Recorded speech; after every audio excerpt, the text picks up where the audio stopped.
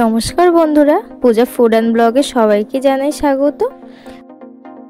আমার আজকের রেসিপি বাঙালির অত্যন্ত প্রিয় পায়েস। আমি কিভাবে পায়েস বানাই সেটাই আপনাদের সঙ্গে শেয়ার করব। তাহলে চলো শুরু করা যাক। পায়েস বানানোর জন্য আমি এখানে নিয়েছি 1 লিটার দুধ।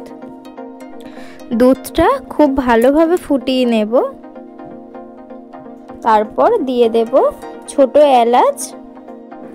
এখানে আমি 3 থেকে 4টে এলাচ নিয়েছি। তারপর আমি এখানে নিয়েছি গোবিন্দভোগ চাল 250 গ্রাম মতো। চালটা এখানে আমি একবার ধুয়ে দুধের মধ্যে দিয়ে দিলাম। তারপর ফোটাবো বেশ কিছুক্ষণ। মাঝের মধ্যে কিন্তু নাড়তে হবে, না হলে বসে যাবে।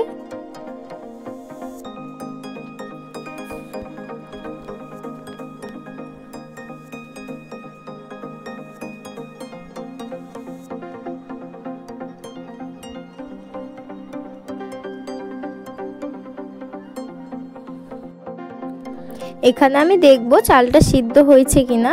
চালটা সিদ্ধ হয়ে গেলে এখানে আমি দিয়ে দেব পাটালি গুড়।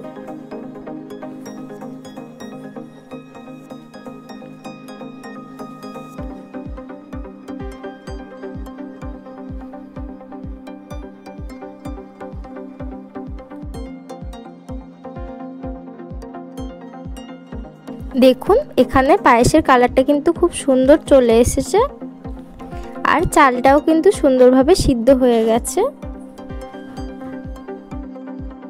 এখানে কিন্তু দুধটা ভালোভাবে ঘন হয়ে গেছে। পায়েসটা কিন্তু একদম রেডি।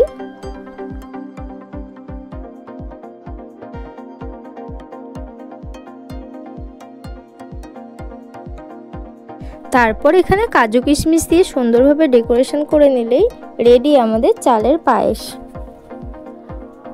রেসিপিটি ভালো লাগলে অবশ্যই একটা লাইক করে দেবেন।